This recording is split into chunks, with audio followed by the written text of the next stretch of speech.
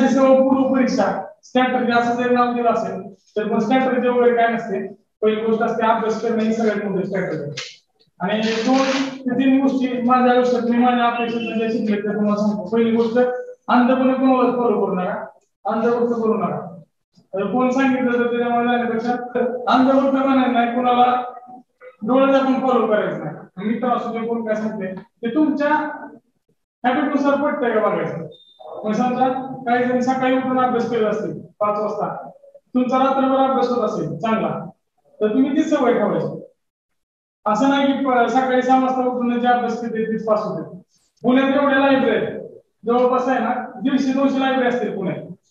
पण त्यात दिवसभर बसलेले एवढे पोर आहेत तर सगळ्यांची प्रिलिम निघते का? प्रिलिम म्हणतो मी नाही का, तर मग त्या चुका राहतात. आता माझं मी तुम्हाला सुरुवातीला सांगितलं की तुम्ही सगळ्यांनी जेवढ्या चुका केल्या ना तेवढ्या मी एकट्याने केले, त्याच्यावरच आपण जास्त फोकस करणार आपल्या होणाऱ्या चुका. आता चुका कशा बघायच्या, तर सगळ्यात जास्त चांगल्या चुका कोणाला माहित असते? स्वतःला माहित असते. आपण लोकांना किती बघायला दिलंय किती फेकलं तरी पण माहित असते आपण काय करतोय. बरोबर आहे का? खरंच तुम्ही स्वतः अभ्यास करताय का? ह्या गोष्टी लिहून टाका. तुमचे डिस्ट्रॅक्शन काय आहेत ते 1, 2, 3, 4 असेल या हे करा तुम्ही. म्हणजे ते डायरी परत फाडून टाकून द्या जर तुम्हाला कोणाला दाखवायचे नसतील तर, काय सिक्रेट असेल तर, पण ते लिहून काढा. ह्या खूप महत्वाच्या गोष्टी आहेत. म्हणजे कशामुळे तुमचं डिस्ट्रॅक्शन होत आहे. यावर्षी तुमची प्रिलिम गेली असेल तर त्यासाठी मेजर कारण कोणतं आहे? 1 नंबरचं कारण कोणतं आहे? 1 नंबरचं कारण कोणतं आहे? म्हणजे प्रिलिम जाण्याचं 1 नंबरचं कारण आता ते कोण सांगू शकत नाही तुम्हाला, तुमच्या स्वतःलाच माहित असते. ते परत बघूया आपण प्रश्नपत्रिकेच्या अँगलनं, म्हणजे अभ्यासाचा अँगल परत बघूया आपण. दुसऱ्या टप्प्यात त्या अभ्यासाने बघूया. ते पण मी तुम्हाला एकदम जास्त चांगलं माझ्या पद्धतीने अनालिसिस करून सांगतो. डिस्ट्रॅक्शन कोणतं आहे तुमचं आयुष्यातलं सगळ्यात मोठं डिस्ट्रॅक्शन? आता ते कुठले असू शकतं. गर्लफ्रेंड असू शकते सगळ्यात पहिली गोष्ट. दुसरी गोष्ट मित्र असू शकतात. काय काय मित्र असतात मग ते बळजबरीने घेऊन जातात. आता माझे पण मित्र होते ते नाश्त्याला म्हणायचे मुंबईला घेऊन जायचे मला. असते प्रत्येकाचं वेगळं काय काय असते. तर ते काय तुम्ही सांगू शकतात कारण काय सांगू शकत नाही, पण स्वतःला तर सांगू शकतात तुम्ही. हा तर त्या गोष्टी पहिली गोष्ट लिहिली डिस्ट्रॅक्शन कोणतं होतं. दुसरी गोष्ट तुम्ही अभ्यासाला बसताय दिवसभर. अभ्यासात दिवसभर बसताना तुम्हाला कोणता प्रॉब्लेम येत आहे, किंवा तुमची लायब्ररी वगैरे व्यवस्थित आहे का, किंवा त्या लायब्ररीमध्ये टाइमपास होतोय का, किंवा तुम्ही घरी जर करत असाल तर मग घरचे काही पण कामाला होतात ना. गिरणीचा पिठाचा डबा आणायचं, तेल आणायचं, हे सगळे ऑनलाईन वाल्यांना सांगतो. आता ही पुण्यातले जे आहेत तुम्ही तर लायब्ररीत बसताय, काही काही जण घरनं पण करत असतील, पण या गोष्टी टाळा. लग्न बिग्न सगळ्या गोष्टी आपल्यासाठी नाहीत. सत्कार झाल्यावर म्हणजे आपला रिझल्ट लागल्यावर आपल्याला गुलाल खेळायचा आहे. बरोबर आहे का? त्यामुळे ते आपल्यासाठी नाही. आता 2-3 वर्ष त्या काय गोष्टी करू नका. भावाचं लग्न असू दे, बहिणीचं लग्न असू दे, लग्नाच्या दिवशी जावा फक्त वराडासोबत. करवली बनायची गरज नाही. आता काय करवली बनायचा वेळ गेला आपला, फक्त वराडासोबत जाऊन यायचं. त्या गोष्टी महत्वाच्या आहेत खूप. म्हणजे असतं ना आपलं माझ्या चुलत भावाचं लग्न आहे, मग ते शर्ट शॉपिंग बिपिंग यातल्या गोष्टी जात आहेत तुमच्या. मग एकतर ती तर करा, आयुष्य तर एन्जॉय करा. नाहीतर ही काय मरमर के जिले, म्हणजे तिथं पण जायचं नाही इकडे पण करायचं, त्यापेक्षा एकच करा. ते ठरवा आधी. अभ्यास करणं आणि अभ्यासाचं सोंग घेणं हे 2 वेगळ्या गोष्टी आहेत. आणि मी पण आहे त्यामध्ये. असं नाही मी लय छान आहे आणि मी काय आयुष्यात चुका केल्या नाही, तुमच्यापेक्षा जास्त मी केले. आणि माझाच अनुभव सांगायला तुम्हाला. करायचं तरी एकच करा, अभ्यासाचं सोंग करू नका, खरा अभ्यास करा. त्याच्यानंतर परत अजून तुमच्या लायब्ररीत जाताना ना चहा पिताना काय असतं, चहाचा टाइम ठरलेला असतं, किंवा टाइमपास करताना मित्राचा टाइमपास होत असते ना त्यावेळेस तुमचा टाइमपास फिक्स होणार, पण मित्राचा अभ्यास होताना तुमचा अभ्यास नाही होणार. तो चाललाय की तुम्ही जाणार, तर त्या गोष्टी कट करा. स्वतःमध्ये राहा, एकटं राहून करा. डिस्कशन वगैरे ठीक आहे, पण तुमचा जो शेड्यूल आहे तुम्ही स्वतः स्ट्रिक्टली फॉलो करा. शेड्यूल तयार करण्यापेक्षा शेड्यूल फॉलो करणं गरजेचं आहे. बरोबर आहे का? शेड्यूल तयार करण्यापेक्षा शेड्यूल फॉलो करणं गरजेचं आहे. आणि टार्गेट जे आहेत ते अचिवेबल असले पाहिजेत. आणि माझं काय मत आहे, शेड्यूल तयार करताना आपण बघूया. आता काही जणांची मागणी होती की प्लॅनिंग सगळं 1-1 दिवसाचं करा. आता ते प्लॅनिंग मी माझ्या पद्धतीनं तुम्हाला सांगणार आहे, पण तुमच्या नेचरला ते सूट झालं का नाही ते वेगळी गोष्ट आहे ना. काही जणाला कसं असतं, तुम्ही एखादं पुस्तक 2 दिवसात वाचून संपवू शकता, पण तुम्हाला रिव्हिजनची गरज असते. एकाला 5 दिवस लागत असतील, पण तो परफेक्ट करतो. माझा एक मित्र होता, म्हणजे रूम पार्टनर, पण त्याचं आहे ना असं होतं की त्याला एक पुस्तक वाचायला 8 ते 10 दिवस लागायचे, पण त्याने एकदा जर जे वाचलं ना तर त्याचं ते परफेक्ट राहायचं. ते अटेम्प्ट जे 65-70 असले तरी पण तो 53-54 स्कोर आणायचा.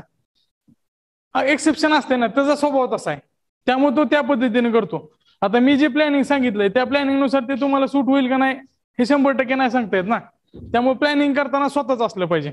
आता मी ज्या गोष्टी सांगणार ते तुम्ही तुमच्या पद्धतीने बदल करून घ्या, कस्टमाइज करा त्याला. हा, पहिल्यांदा लिहिलं चुका कोणत्या आहेत. आता हे जनरलच बोललो, तुम्हाला वाटत असेल काय म्हणजे आंबट चर्चा चालू आहे, पण ह्या गोष्टी पण महत्वाच्या आहेत. आता हे खरं आपण इकडे येऊया. आता चुका करताना पहिली गोष्ट आहे प्लॅनिंग.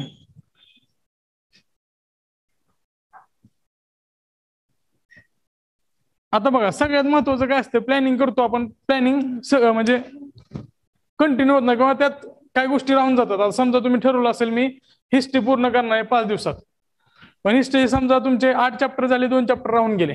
हा, प्लॅनिंग करताना एक गोष्ट लक्षात ठेवा की रिव्हिजन खूप जास्त महत्वाचे.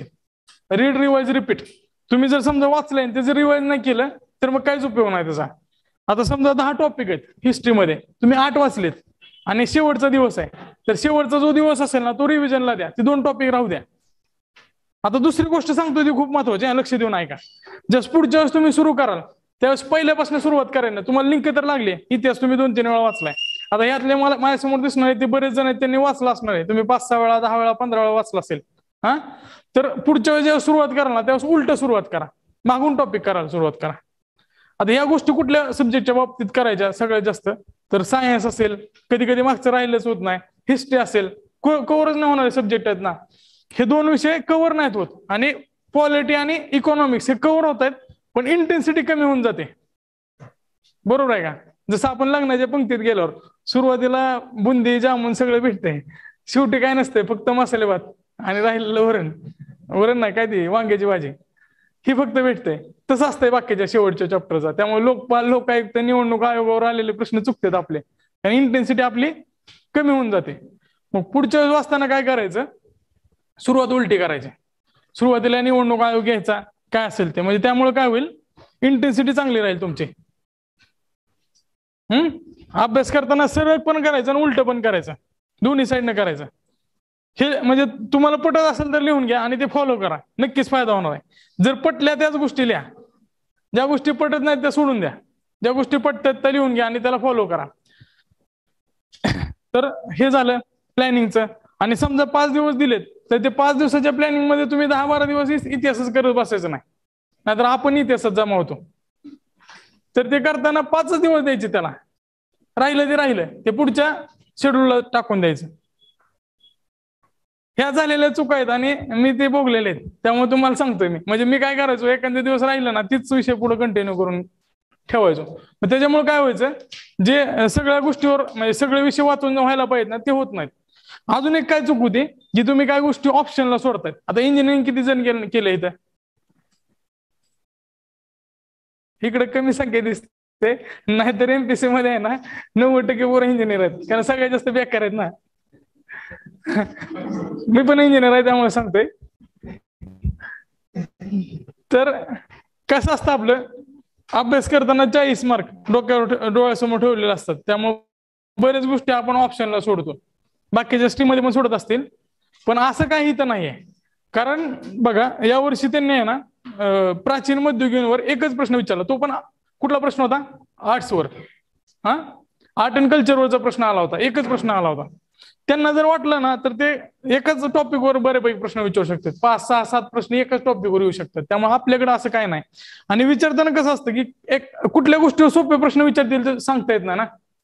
तुम्ही जर जो टॉपिक सोडलाय त्याच्यावर सोपे प्रश्न आले तर मग त्यामुळे कुठलाच रिव्हिजनला पण सोडायचं ना, ऑप्शनला मुद्दामून सोडायचं नाही. एखाद्या दिवस राहिलं तर राहिला, पण स्वतःहून असे टॉपिक महत्वाचे वगैरे असं वेगळं काय करायचं नाही. सगळे टॉपिक व्यवस्थित करून घ्यायचे, कारण कधी कधी तसं होऊन जाते ना. आता हिस्ट्री बघा यावर्षी, मागच्या 2 वर्षाचा पॅटर्न. आता पॅटर्न जर बघता नाही ना तुम्ही, 2016 पर्यंतचे पेपर वेगळे आहेत. म्हणजे सिलेबस जेव्हा 2013ला चेंज झाला, 13 ते 16चा वेगळा पॅटर्न आहे, 16 ते 19चा वेगळा आहे आणि 19 नंतर आता वेगळा आहे. आता हे कशामुळे झालं तर ज्यावेळेस, असं माझं अनालिसिस आहे, ते चुकीचं पण असू शकते, ज्यावेळेस अध्यक्ष चेंज होतात ना एमपीसीचे त्यावेळेस पॅटर्न बदलतो. म्हणजे असा अनुभव आहे किंवा कारण मी 25 योजना पूर्ण केली एमपीसीचे, त्यामुळे 2-3 अध्यक्ष बघितलेत, जवळ बघितले, कारण मेन्स मी क्लासरूम मध्ये दिलेले आहेत सगळ्या. आणि माझी एक सवय आहे की ज्यावेळेस पेपर होईल ना, आता तुम्ही बऱ्याच वेळा इथं डिस्कशनला पण बघितलं असेल, पेपर झाल्यावर मी अनालिसिस घेत असतो पेपरचं. आता पेपरचं अनालिसिस तुम्ही पण करा. आता रॅन्डम बोलतोय मी, पण ज्या दिवशी पेपर होतोय ना त्या दिवशी तुम्ही आलं की घरी झोपायचं वगैरे नाही. बरेच जण असतं की काय पेपर झाल्यानंतर आन्सर की येणारच आहे की, तुम्ही काढा आन्सर की. का चुकलं ते तुम्हाला असं जिवारी लागलं पाहिजे, टेन्शन पण आलं पाहिजे आयुष्यात कधी तर. डिप्रेशन आणि टेन्शन मध्ये फरक आहे. नाहीतर एमपीसीची पोरं सुसाईड नोट लिहिताना पण अर्ज लिहिल्यासारखे लिहितात. आता ते काय मी सार्कॅस्टिकली बोलत नाही, पण नाहीये काय छोटं मोठं काहीच नाही. पोस्ट असली ना तर आनंदी राहणं ही महत्वाची गोष्ट आहे. आता डोनाल्ड ट्रम्प जगातली सगळ्यात मोठी पोस्ट कुठली आहे? President of America. त्यापेक्षा मोठी कोणती पोस्ट आहे का? मला तर माहित नाही, तुम्हाला माहित असेल तर सांगा. प्रेसिडेंट ऑफ अमेरिका सगळ्यात मोठी पोस्ट आहे ना. ती असून सुद्धा दुसऱ्या टर्मसाठी त्याने दंगली घडवून आणल्या. समाधानी आहे का तो माणूस? समाधान महत्वाचं आहे ना. मग तुम्हाला शिपाईची पोस्ट भेटू द्या, तलाठी भेटू द्या, काम करणं महत्वाचं आहे, इम्पॅक्ट महत्वाचा आहे. प्रदीप शर्मा एन्काउंटर स्पेशलिस्ट माहिती आहे ना, ते पिंपरी चिंचवडला आल्यानंतर आहे ना त्यांचा ती किस्सा, ते लग्नाला आले होते आणि त्यावेळेस आहे ना सीपी वगैरे बरेच होते. तिथल्या एका पुढाऱ्याच्या मुलाचं लग्न होतं. पिंपरी चिंचवडचे कमिशनर वगैरे, आता कृष्णप्रकाश नाही त्यांच्या आधी. कृष्णप्रकाश पण म्हणजे ग्लॅमरस आहेत, काय ग्लॅमरस अधिकारी आहेत. तर त्यापैकी आधीचे वेगळे होते, साऊथ इंडियाचे होते ते, महाराष्ट्र केडरचे. तर त्यावेळेस प्रदीप शर्माजवळ फोटो आणि सेल्फी काढायला एवढी गर्दी होती. प्रदीप शर्माने स्वतः सांगितलं की माझे सिनियर आहेत, ते जाऊ द्या, त्यांना बरं वाटणार नाही, त्यानंतर आपण भेटूया. म्हणजे तुमच्या पदाचा इम्पॅक्ट महत्वाचा आहे. म्हणजे PSI असणारा माणूस सुद्धा एवढा इम्पॅक्ट टाकू शकतो. कामावर आहे ना सगळ्या गोष्टी. त्यामुळे तलाठी भेटू द्या, काही भेटू द्या, निगेटिव्ह कधी राहायचं नाही. कारण आपण MPSC लय छोट आहे, आयुष्य खूप मोठं आहे आणि सगळ्या गोष्टी घडतात ना. तुम्हाला असं वाटतं, आता बरेच जण आपल्याला वाटत असेल की सगळ्या गोष्टी तुम्ही MPSCच्या बातम्या ऐकतात, त्यामुळे तुम्हाला वाटतं की सगळ्या शासनाच्या फोकसवर फक्त MPSC आहे. त्यांना काय नाही जास्त पडलेलं, कोणालाच काय पडलेलं नाही. आपण आपल्या अँगलला बघतो ना त्या गोष्टीला, त्यामुळे आपलं जग ते बनलेलं आहे. त्यामुळे ह्या जगापेक्षा मोठं जग आहे पुढं. कुठलं काही भेटू द्या, तुम्ही एन्जॉय करा. आणि प्रोसेस तुम्ही जोपर्यंत एन्जॉय करत नाही ना तोपर्यंत तुम्हाला त्या गोष्टी लाईट वाटणार नाहीत. आणि परीक्षेच्या हॉलमध्ये तुम्हाला जे टेन्शन येतं ना, तर या ज्या सगळ्या गोष्टीवर येतं त्याचं बर्डन घ्यायला सुरुवात करता तुम्ही. ह्याला एन्जॉय करा, ही प्रोसेस आनंददायी आहे. तुम्ही जेव्हा कामाला जाल ना, आता मला या सगळ्या गोष्टी माहित नाहीत, मित्र करतात काम त्याच्यावर मी सांगतोय. आता तुम्ही म्हणाल तूच फेल होतं एवढ्या वर्षी, तुला काय माहित. पण जी प्रोसेस आहे ना, ही प्रोसेस जास्त एन्जॉय, म्हणजे प्रोसेस जास्त आनंददायी आहे काम करण्यापेक्षा. त्यामुळे प्रोसेस पण जगून घ्या एकदम. म्हणजे तुमचं शेड्यूल आहे ना फिक्स, आता कोण हलवू शकत नाही. रविवार असू दे किंवा सोमवार असू दे, तुमच्या आयुष्यात काय फरक पडतोय का? तुम्हाला कोण सांगतं का एवढं काम पूर्ण झालं पाहिजे या टार्गेटमध्ये? स्वतःचे मालक आहेत ना तुम्ही स्वतः. असा विचार करा की तुम्ही स्वतःला कामाला लावलंय. बाहेर 10 तास जग मारत काम करतात ना, सकाळी 11 ते संध्याकाळी 7 पर्यंत. तिथनं उठायला तुम्हाला परमिशन नसते. तीच करा इकडं, का नाही येणार रिझल्ट? बरोबर आहे का? सेल्फ कंट्रोलला येऊ शकते बरोबर. जाऊ दे, बाकीचं जास्त व्हायलंय. आता प्लॅनिंग चुका बघितल्या, प्लॅनिंग बघितल्या. आता त्यानंतर आहे ना अनालिसिस कसं करायचं प्रश्नपत्रिकेचं. आता या वर्षीची पूर्व परीक्षेची प्रश्नपत्रिका आहे का तुमची? तुम्ही टीका केलेल्या असेल की तुमच्याकडे पूर्व परीक्षेची प्रश्नपत्रिका आहे का? तर पूर्व परीक्षेची प्रश्नपत्रिका काढा. तुम्हाला पटत असेल तर करा ही एक्सरसाइज. तर ती पूर्व परीक्षेची प्रश्नपत्रिका काढा. ज्या गोष्टी चुकल्यात त्याच्या पहिल्या पानावर लिहा. म्हणजे पहिल्या ही प्रश्नपत्रिका असेल त्याचं जे पहिलं पान आहे, आतलं पान, कच्च्या कामासाठी जागा ती वापरलेली नसते कधी आपण लेफ्ट साईडला, त्याच्यावर 1 नंबरला टाका की तुमचा आहे ना म्हणजे अभ्यासाच्या कमी पडला. आता चुकलेत किती आहे ना ते वरच्या साईडला लिहा, चुकलेत किती.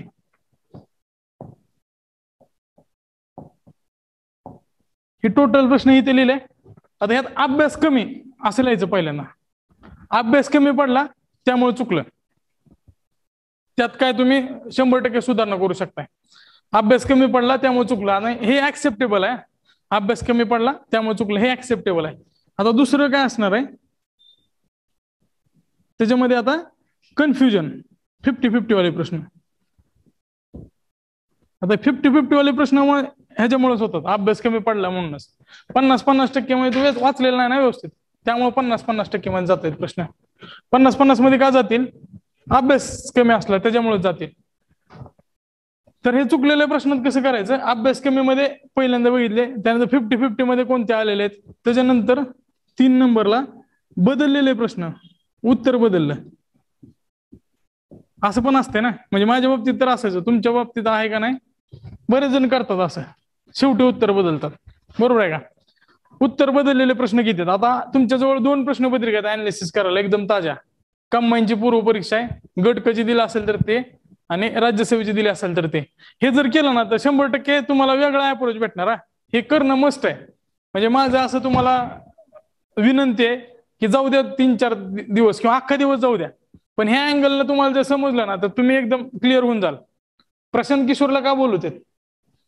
आता म्हणजे एक छोटं उदाहरण सांगतो, एकदम एक मिनिटाचं, तुम्हाला समजून जाईल. तर तुम्हाला YSR जगनमोहन रेड्डी माहिती आहे ना? जगनमोहन रेड्डी ज्यावेळेस त्यांच्या पप्पाचा हेलिकॉप्टर ऍक्सिडेंट झाला, त्याच्यानंतर त्यांना कोण विचारत नव्हतं. म्हणजे मुख्यमंत्र्याचं पोरग ही वेगळी इमेज असते स्वतःला सिद्ध करेपर्यंत. तर त्यांना काँग्रेस नाही ना, विरोधी पक्ष नेता सुरुवातीला झाले होते, त्यानंतर मुख्यमंत्री बनायचं होतं, त्यावेळेस त्यांना हाकलून दिलं होतं ऑफिसमधनं, पक्षातनं बाहेर काढलं होतं. ईडीची वगैरे ईडी नव्हती, ते कोणी रेड मारली ते मला आठवत नाही, महाराष्ट्र म्हणल्यावर ईडी आठवते, तिकडे कोणी मारली ते माहित नाही, पण त्यांचे सगळे प्रॉपर्टी वगैरे सीज केली होती. त्याच्यानंतर त्यांनी वेगळा पक्ष काढला, ते पक्ष काढून सुद्धा यश भेटलं नाही. त्याच्यानंतर त्यांनी अनालिसिस केलं स्वतःच. आता ही घटना आपल्या बाबतीत पण तसेच लागू होते ना. त्यावेळेस त्यांनी प्रशांत किशोरला बोलवलं होतं. 50च्या आसपास MLA होते, एक्झॅक्ट आकडा माहित नाही, पण गेलं इलेक्शन ना, ह्याच्या आधीचं जे इलेक्शन झालं 14-15ला 50च्या आसपास त्यांचे आमदार होते. आणि त्यावेळेस म्हणजे बऱ्यापैकी त्यांनी गेन केलं होतं त्यांच्या ह्याच्यानुसार, पण त्यांना सत्ता आणता आली नाही. त्यानंतर त्यांनी स्वतःच अनालिसिस केलं, जे आंध्र प्रदेश मधलं प्रत्येक गाव आहे ते चालत फिरले, चुका कुठं झाल्या त्या बघितल्या, म्हणजे एकदम मायन्यूट लेवलवर. त्यावेळेस जगनांना चप्पल वापरायला सोडून दिली ती, आणि त्यावेळेस तिकडे जे चांभार समाज आहे ना, त्यांनी मोर्चा काढला होता आणि याचिका पण दाखल केली. कारण जगनमोहन जिथं जिथं जात होता ना, तिथं लोक चप्पल वापरायला सोडत होते, म्हणजे एवढं प्रेम भेटायला सुरुवात झाली. कारण ते कनेक्टेड झालं ना, आपल्याला कनेक्ट कुठं व्हायचंय? आपल्या प्रश्नपत्रिकेशी व्हायचंय. त्याच्यानंतर ज्यावेळेस इलेक्शन झालं, इलेक्शनच्या आधी त्या 50 पैकी आहे ना 30-40 जण पक्ष सोडून गेले. तरी पण ज्यावेळेस नवीन उमेदवार उभा केले आणि ह्यांनी एकदम ग्राउंड लेवलवर अनालिसिस केलं ना, प्रत्येक गोष्टीपर्यंत पोहोचले होते. ज्यावेळेस निकाल लागला ना, त्यावेळेस विरोधी पक्ष जे आहे काँग्रेस, ती तर नावाला पण राहिलं नाही, ज्यांनी त्यांना पक्षांना बाहेर काढलं. आणि जो चंद्रबाबू नायडूचा पक्ष आहे त्याला 20-25 सीट मिळाल्या, ह्यांना 150 सीट मिळाल्या जवळपास, कारण ग्राउंड लेवल अनालिसिस केलं ना. मग त्यामुळं ह्या गोष्टी अनालिसिसच्या खूप महत्वाच्या आहेत. आपल्या अनालिसिस म्हणजे काय तर प्रश्नपत्रिका आहेत आपल्या, चुकते कुठल्या लेवलवर हे कळलं पाहिजे ना आधी. आपण आपल्याच धुंदीत असतो. माझं पॉलिटी लय भारी आहे, मी माझ्या बाबतीत सांगतोय, तुम्हाला काही चिडवत नाही, माझ्या बाबतीत सांगतो पॉलिटी लय भारी आहे. आणि पॉलिटीचं ज्यावेळी डिस्कस करतो ना, त्यावेळेस मला सगळे उत्तर बरोबर वाटतात. माझे मित्र जे 2-3 जण असतात, जे भांडत असतात, त्यांना पण एक माझे उत्तर बरोबर वाटतात, पण ज्यावेळेस आन्सर की चेक करतो, दोघांचे पण चुकलेले असतात, वेगळंच उत्तर दिलेलं असतं आयोगाने. तर अभ्यास कमी पडला त्याच्यामुळे काय चुकलेत, 50% मुळे काय चुकलेले, काय उत्तर बदलल्यामुळे, म्हणजे तुम्ही उत्तर बदलला, आयोगाने उत्तर बदलल्यामुळे परत अजून चुकतात. हे पहिला टप्पा आहे ना, तुम्ही स्वतः उत्तर बदललं त्याच्यामुळे चुकलेले प्रश्न, स्वतः उत्तर जे बदललं असेल. चौथा आणि सगळ्यात मूर्खपणा, सिली मिस्टेक, हे व्हायलाच नको. आता सिली मिस्टेक वेगवेगळ्या टाईपचे असतात. सिली मिस्टेक काय? पहिले सिली मिस्टेकचा टाईप, होय नाही, बरोबर, चुकीचं, अयोग्य, त्याला गोल करून ठेवा आधी, ती सवय लावून ठेवा.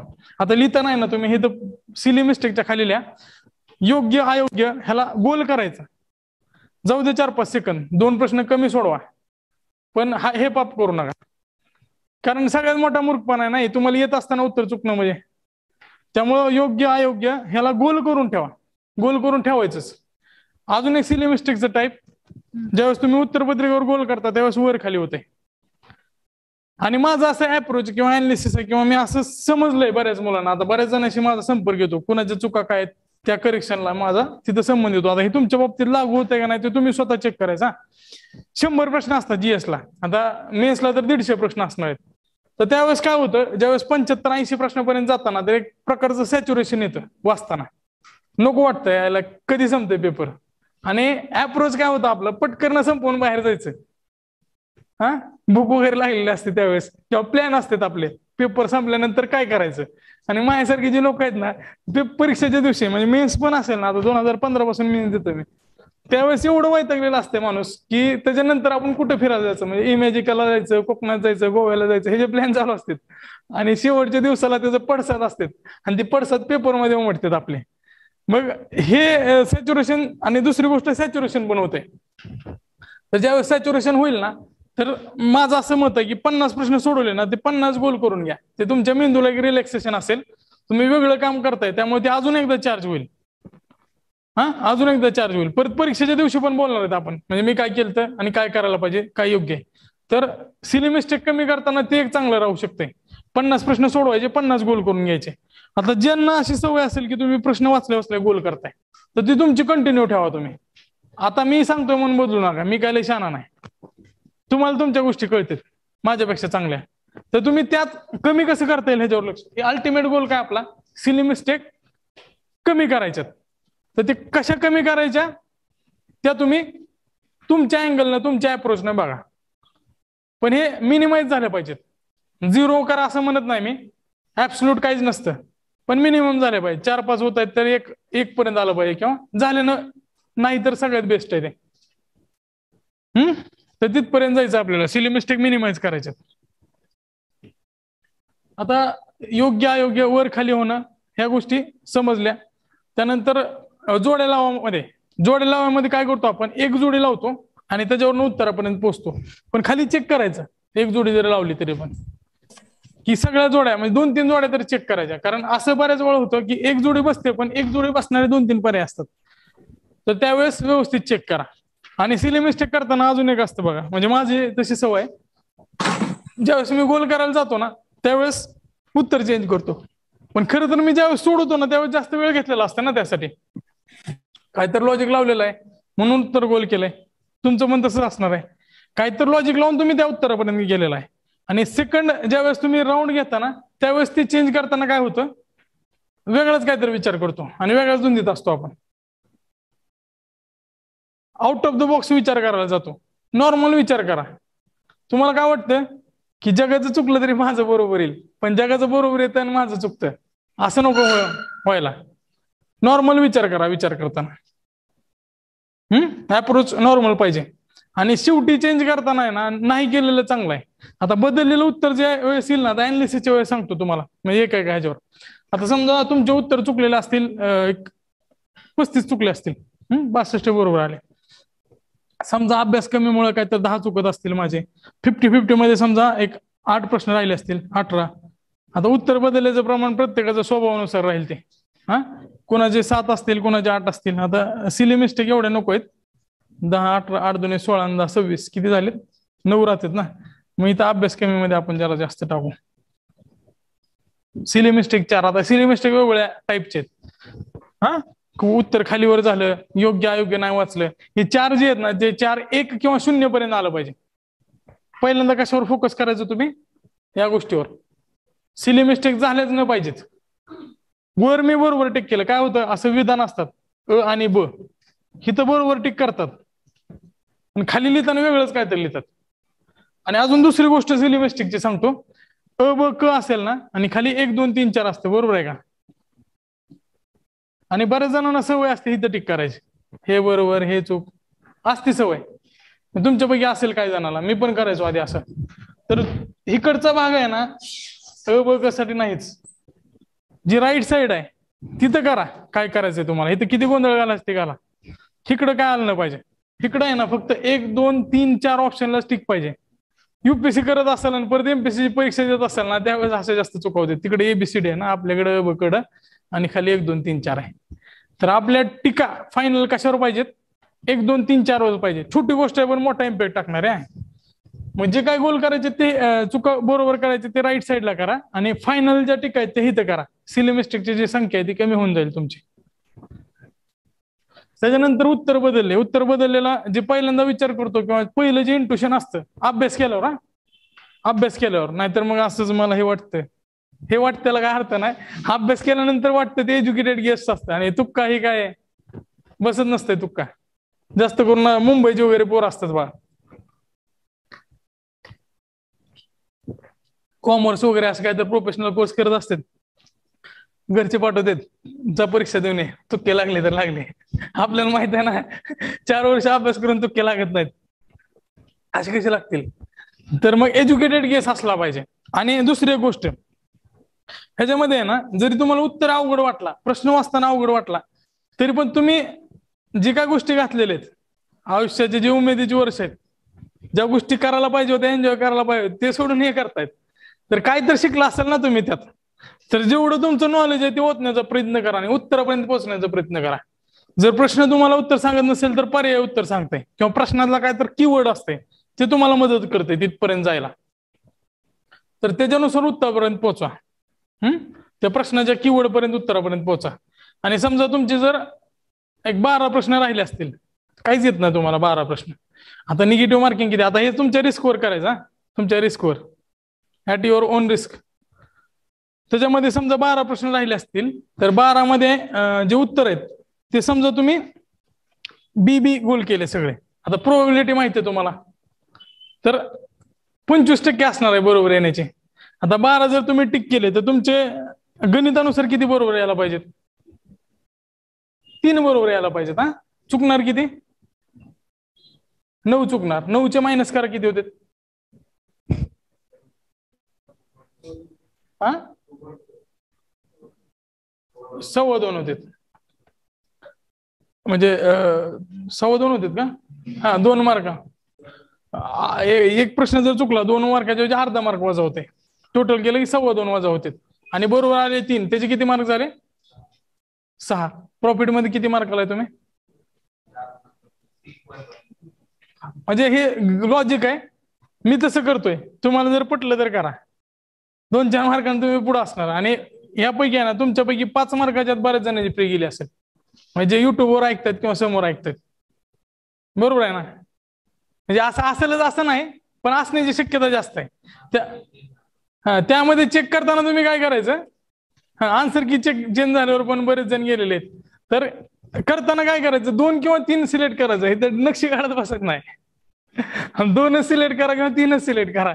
1, 2, 3, 4 1 to 4 करायचं नाही. तिथं आहे ना, 2 तर 2च पकडा, 3 तर 3च पकडा, 4 तर 4च पकडा. पण असं करताना एक अजून करू शकता तुम्ही, वरील पैकी सर्व आणि यापैकी नाही आहे ना ते पकडायचं. मग ते कुठेही असू द्या, सगळ्यांना 2-2 मारून टाकायचं. जे राहिले असतील 15 प्रश्न, सगळ्यांना 2 किंवा 3 तुम्ही जे ठरवलं ते मारा. तुमचा जो लकी नंबर 1 ते 4 मधला. त्याच्यानंतर जे यापैकी नाही किंवा यापैकी सर्व आहेत ना त्याला गोल करा. मग ते जरा जास्त प्रॉफिट मध्ये राहील. तुम्ही 4-5 मार्काचं प्रॉफिट भेटले तरी तुम्हाला कुठल्या कुठे घेऊन जातात ते मार्क. म्हणजे मी प्रयोग केलेत आहे, म्हणजे माझ्या 20 एक्सपिरियन्स झालेले आहेत, बऱ्याच ठिकाणी प्रयोग केलेले आहेत. तर प्रयोग ते सांगतोय तुम्हाला, जर सक्सेस झालं तर तुम्हाला पण बऱ्यापैकी त्याचा मार्जिनल इफेक्ट तर होईलच. त्याच्यानंतर पुढं 50-50 प्रश्न. आता 50-50 किती केलेत आपण? 8. म्हणजे एक सांगितलंय. आता हे 8 जे प्रश्न आहेत ना ते पण मिनिमाइज झाले पाहिजेत. 50-50 मध्ये मिनिमाइज झाले पाहिजे. आणि ज्या ज्यावेळेस 50-50 वाटतं ना तुम्हाला, ज्यावेळेस जे परफेक्ट उत्तर आहे, आता प्रश्न सोडवायचं पण अप्रोच बघूया आपण. आणि हे जे आपलं लेक्चर आहे ना ते सिलेबस, हे प्लॅनिंग, ते सोडून दुसऱ्या गोष्टीकडे काय घेतोय मी, ह्याच्याकडे तुम्ही तशा अँगलनं बघितलेलं नसते कधी. वेगळ्या व्ह्यूनं बघायचा प्रयत्न करतोय आपण. म्हणजे तुम्हाला जरी पटत असेल तर आपण ह्यातनं पुढे जाऊ, नाही तर मग प्लॅनिंग कडे येऊ. तुम्ही सांगा काय करायचं. असं जनरल चालू ठेवायचं का प्लॅनिंग कडे जायचं डायरेक्ट?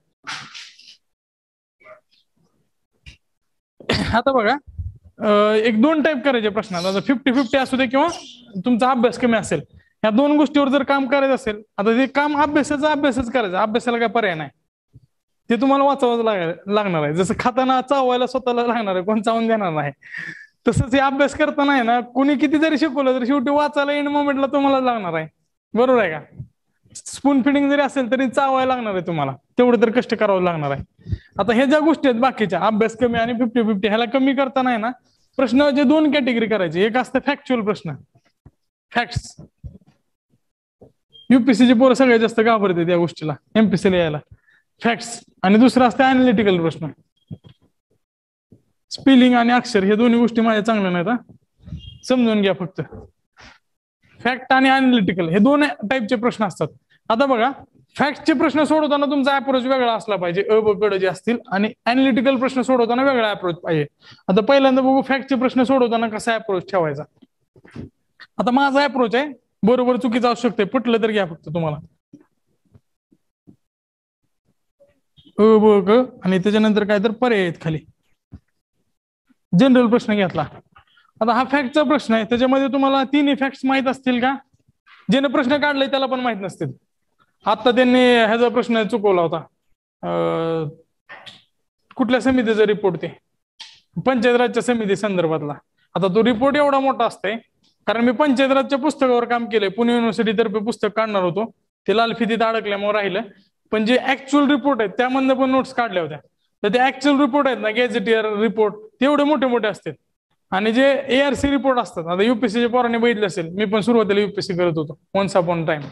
तर त्याच्यामध्ये आहे ना, हे रिपोर्ट जे असतात ते ऍडमिनिस्ट्रेशन आणि गव्हर्नन्सवर जे रिपोर्ट असतात किंवा पंचायत राजवर त्यांचे रिपोर्ट आहेत, एक एक रिपोर्ट एवढा मोठा मोठा आहे.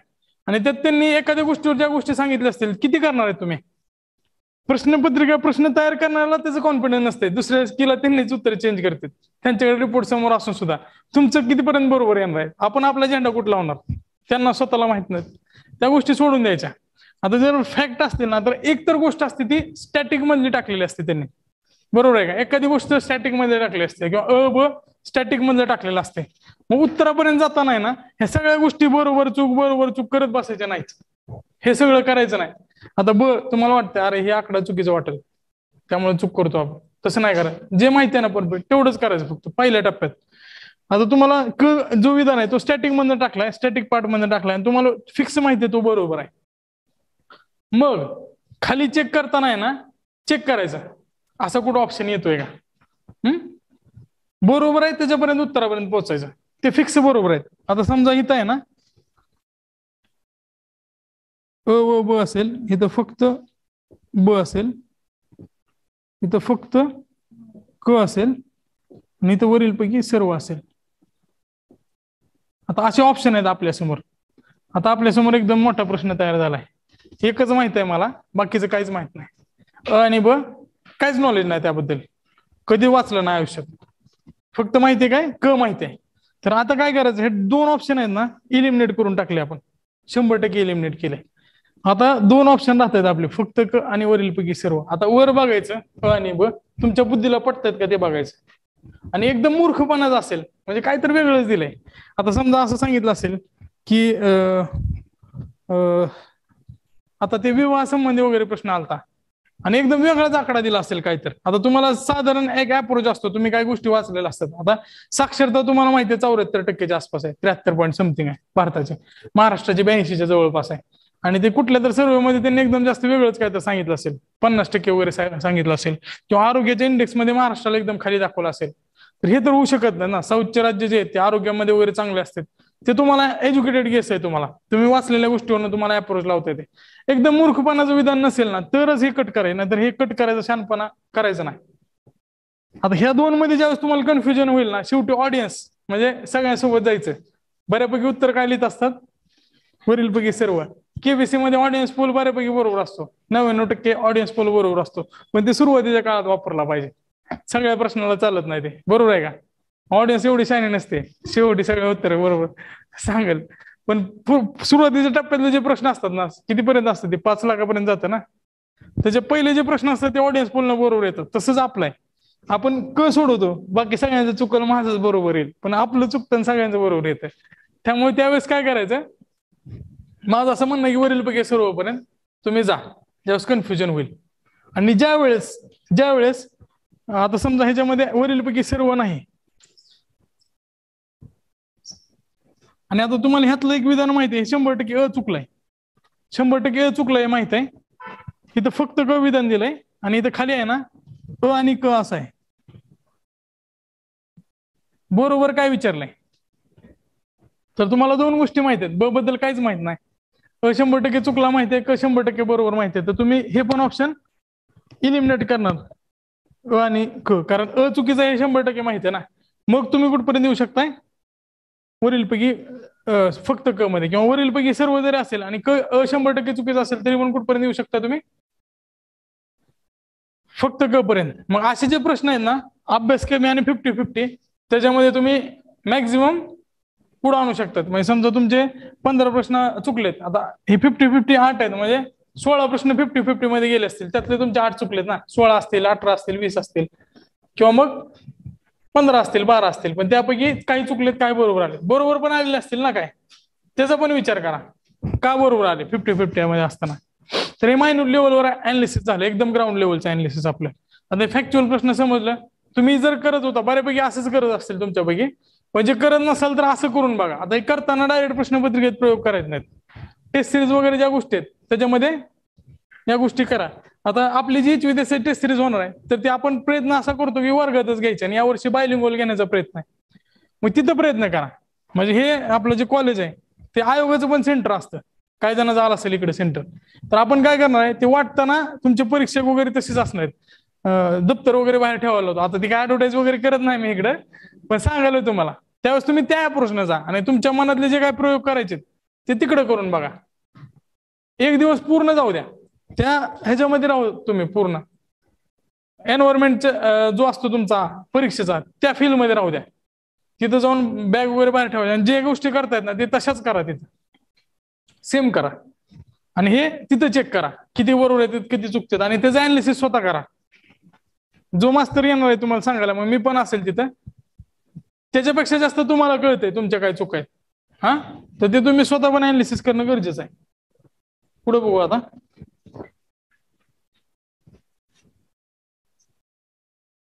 ह्याला कशाला कट करायचं, राहू द्या. ऑप्शन वगैरे सेम ठेवू. आता पुढे काय असणार आहे आपला कडल येतो. अनालिटिकल प्रश्नामध्ये विधानं जास्त असतात ना.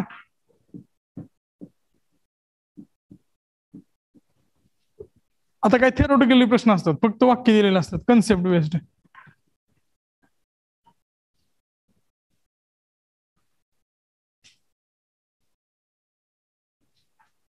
समजतं ना काय लिहितोय ते इथं.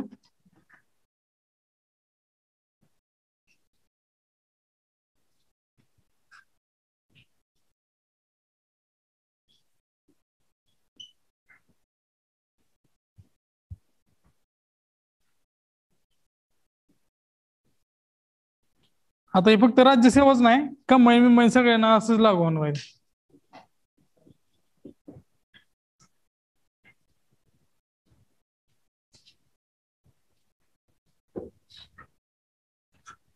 तर बघा आता अनालिटिकल प्रश्न आहेत समोर आपल्या, त्यावेळेस काय लिहिलेलं असतं, सगळे वाक्य लिहिलेले आहेत. हा, वाक्य लिहिताना आहे ना चुकीचं कोणतं आहे ते चेक करायचं. आतापर्यंत आपण काय करत होतो, फॅक्च्युअल प्रश्नाला बरोबर कोणतं चेक करत होतो. आता हे चुकीचं कोणतं वाटतंय तुम्हाला, आणि जे माहित नाही ते बरोबर पकडायचं. ह्याच्यामध्ये अनालिटिकल जे प्रश्न आहेत ना, जे वाक्य माहित नाही ते बरोबर पकडायचं. आता चुकीचं कोणतं वाटतंय चेक करायचं ते, आणि जे एकदम म्हणजे असं काहीतरी मूर्खपणाचं विधान असेल त्यालाच कट करायचं फक्त, आणि त्याच्यावर उत्तर चेक करायचे फक्त. आता समजा मी ब कट केलंय, आता ब कट केलंय, ब 100% चुकीचं असं वाटतंय मला वाचूनच. आता हे वाचून आहेत ना, त्यामध्ये फॅक्ट्स वगैरे काय नाही. आता ते लेखकाला पण वाटलं पाहिजे तुम्हाला जे वाटतंय ते वेगळा भाग आहे तो. परत आन्सर की चेक करताना त्या गोष्टी कळतात, पण आता तुम्हाला चुकीचं वाटतंय ना ब, तर हे ऑप्शन 2 कट करून टाका. हे 100% चुकीचं वाटतंय, त्यामुळे वरील पैकी सर्व तर असणार आहे का, नाही. मग हे पण कट झालं. उत्तर काय आलं तुमचं, क आणि ड. आता हे योगायोगानं आलंय. आता समजा तुम्हाला चुकीचं वाटलं, फक्त चुकीचं वाटलं, तर त्यावेळेस ऑप्शन कुठले कटतात, फक्त 2 कटतात. आता बाकीचा विचार करायचा, हे जास्तीत जास्त बरोबर कोणता आहे, आणि बऱ्याच वेळा वरील पैकी सर्व सोबत जायचं. परत कन्फ्युजन असेल तर मग शेवटचा उपाय वरील पैकी सर्व. हा, तर हे 2 गोष्टी आपण डिस्कस केल्या. आता पुढे जाऊ आपण.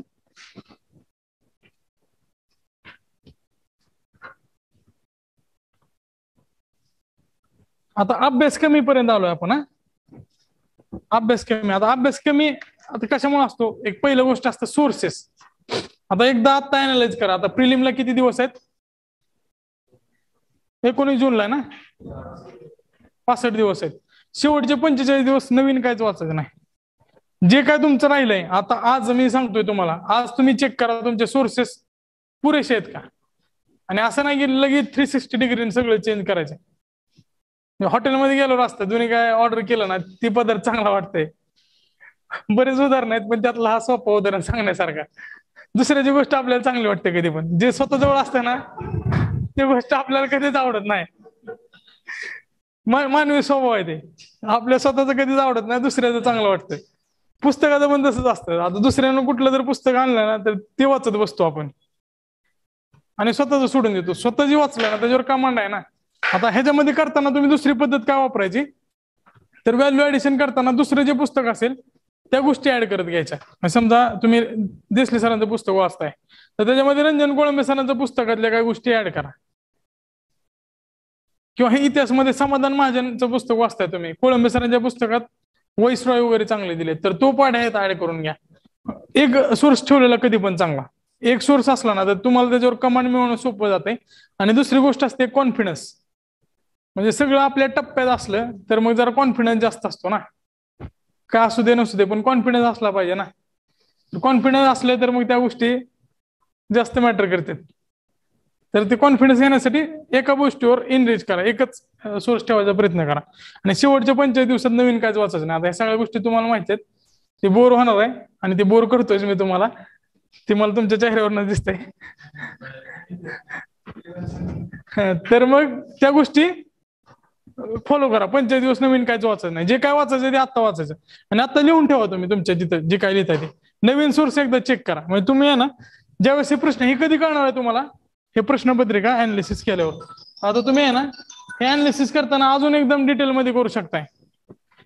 म्हणजे तुम्ही कोणत्या विषयात कमी पडता. आता ह्यात तुम्हाला कळेल की अभ्यास कमी कोणत्या विषयात झालाय. परत सब्जेक्ट वाईज पण करायचं अनालिसिस. हे झाल्यानंतर की इतिहासाचे सोर्स कमी पडतात, भूगोलचे सोर्स कमी पडतात किंवा इकॉनॉमीचे सोर्स कमी पडतात. आणि अशी शक्यता आहे की आता जे पेपर सेटर आहेत ना आपले, हे पुढचे 1-1.5 वर्ष राहतील तेच. पेपर सेटर बदललेले आहेत असं मला वाटतंय. कारण प्रश्न बघा ना तुम्ही, इतिहासाचे आधी वेगळे असायचे, आत्ता वेगळे असायचे.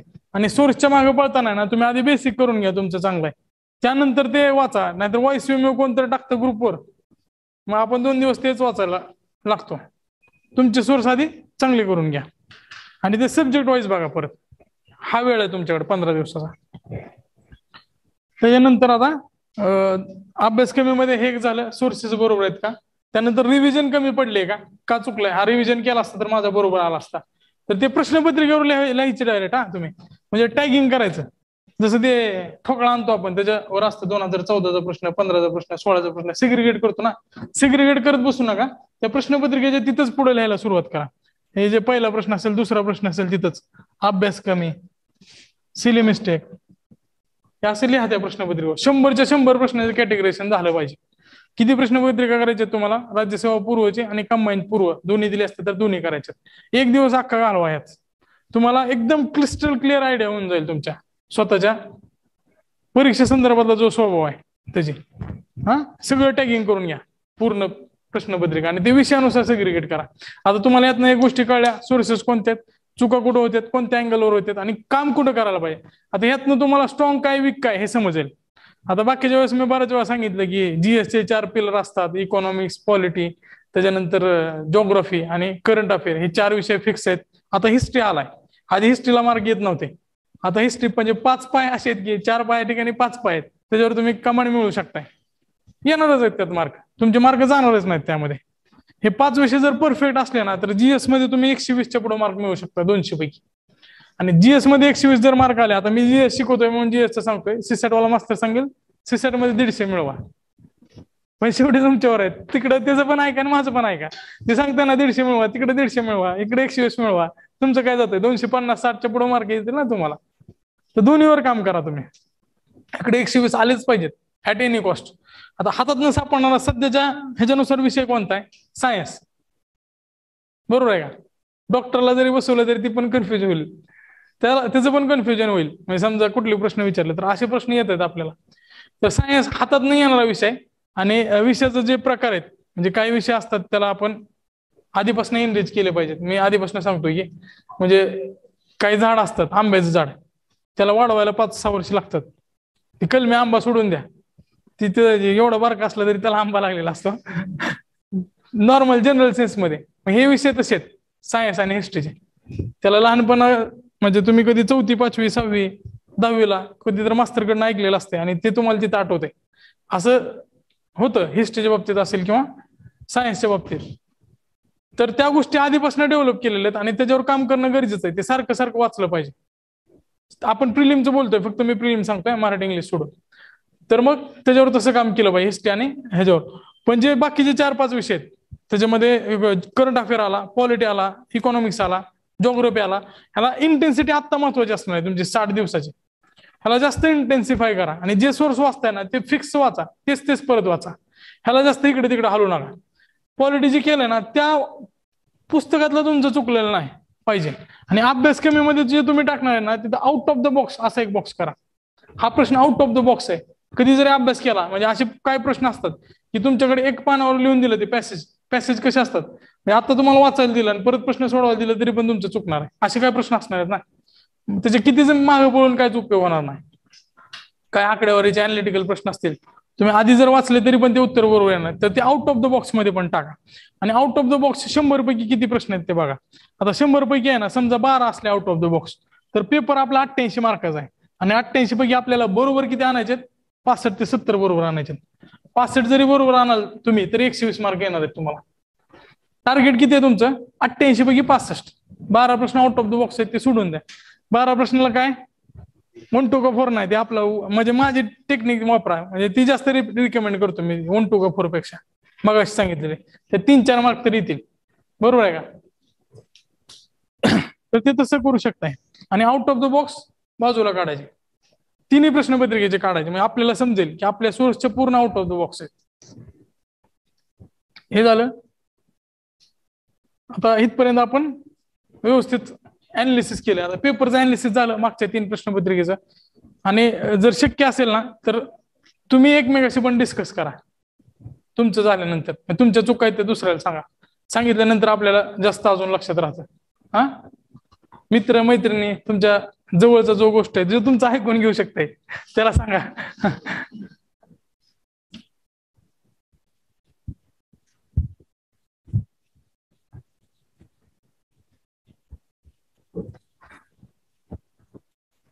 आता काही जणांनी सांगितलं होतं प्लॅनिंग कशी करायचं. आता प्लॅनिंग तुमची चालू असेल ते चालू ठेवा. फक्त मी सांगतो आज तारीख किती आहे, 14. आता 15 तारखेपासून जे दिवस आहेत 15, 16, 17, आता हेच काय एप्रिल चालू आहे आपला, 18, 19. आता हे 5 दिवस आहेत. समजा आपण इकॉनॉमिक्सला ठेवले.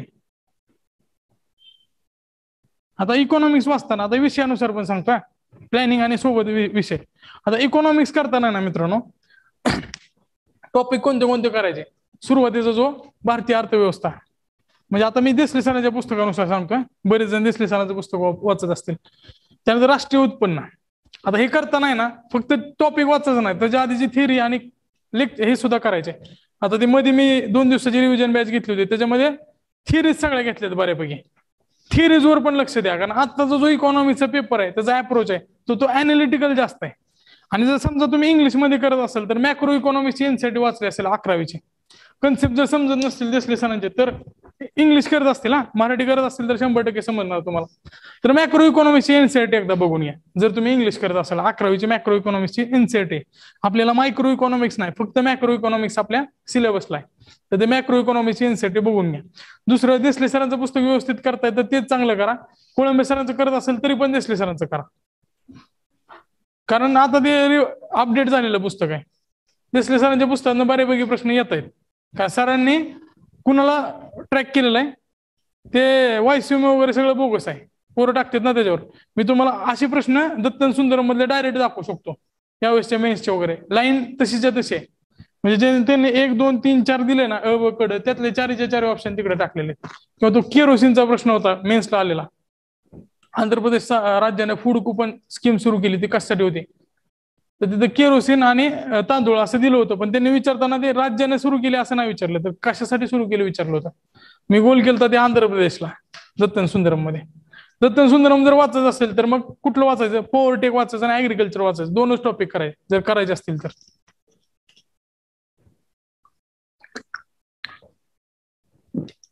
इकॉनॉमिक्सचं काय सोर्सेस बरेच आहेत. वायसीएम मधलं जर करायचं असेल तर ते थिअरीज आहेत. हे सगळ्या गोष्टी कव्हर नाहीत होणार मेन्सला, ठीक आहे. हे सगळ्या गोष्टी होणार नाहीत कव्हर. आता मी माझं स्वतःचं प्रमोशन करत नाही, पण एक गोष्ट सांगतो की ह्या गोष्टी ज्या येत नाहीत त्यासाठी मी एक 10-12 दिवसाची बॅच परत घेणार आहे मे नंतर. त्याच्यामध्ये दत्तन सुंदरम मधल्या ज्या गोष्टी आहेत, आता हे 2 दिवस जास्त गडबड झाली आणि ते घेणं गरजेचं होतं कारण परीक्षा होती ना लगेच, त्यामुळे ती घेतली होती. पण आता जे असेल पुढचे राज्यसेवेच्या मेन्स नंतर, मग तुम्ही असं करायचं, तुम्ही स्वतः करा. प्रिलिम मेन्स काय पण असू दे, तुम्ही जे वाचताय ना ते कुठं पण कामाला आलं पाहिजे. असं नाही की प्रिलिमचा अप्रोच वेगळा, मेन्सचा अप्रोच वेगळा, तिथल्या तिथं तो विषय फिक्स झाला पाहिजे. थिअरीज प्रिलिमला विचारत नाहीत ना, पण आताच करून घ्या ना तुम्ही. आलं तर काय सांगताय ते, त्यांना असं सांगितलं का तुम्ही थिअरीज प्रिलिमला नका विचारू, फक्त मेन्सलाच विचारा?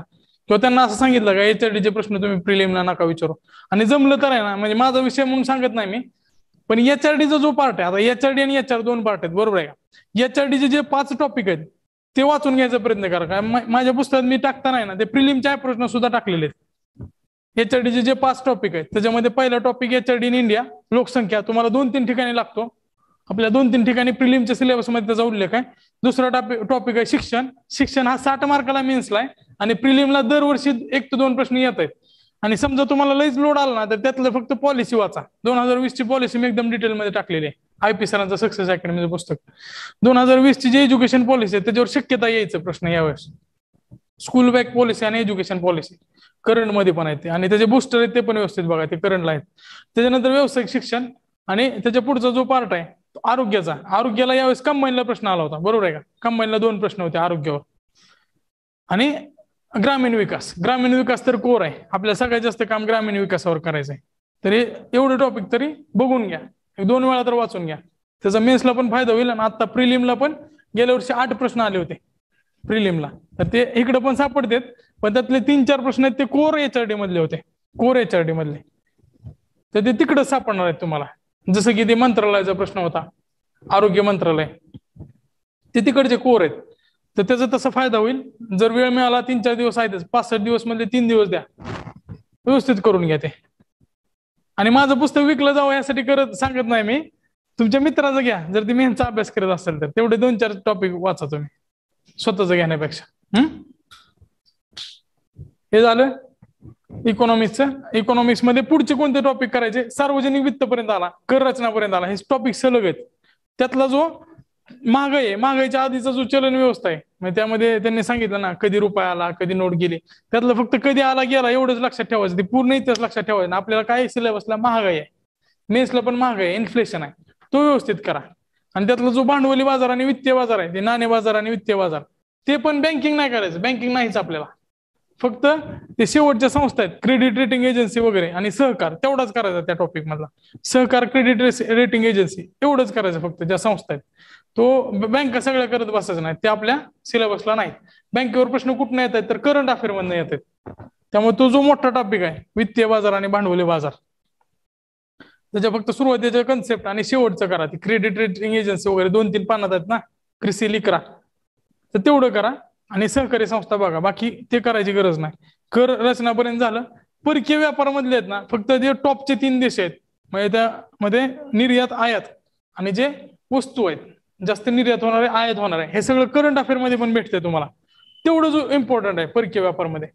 परत एलपीजी हा क्रक्स आहे. एलपीजी आपण सोडतो दरवेळेस, पण एलपीजी व्यवस्थित करा. उदारीकरण, खाजगीकरण आणि जागतिकीकरण आणि पंचवार्षिक योजना करा. मग पहिले 8 टॉपिक झाले कर रचनापर्यंत. त्यानंतर परकीय व्यापारचं आयात निर्यातीमध्ये काय टॉपला आहे, वस्तू, आपला जो भागीदारी देश, निर्यात कोणत्या देशाला जास्त होते, कोणत्या देशाच्या गटाला होते, आणि शेवटी एलपीजी आणि पंचवार्षिक योजना, हे सगळे टॉपिक कव्हर झाले. इथे इकॉनॉमिक्स आपला संपला.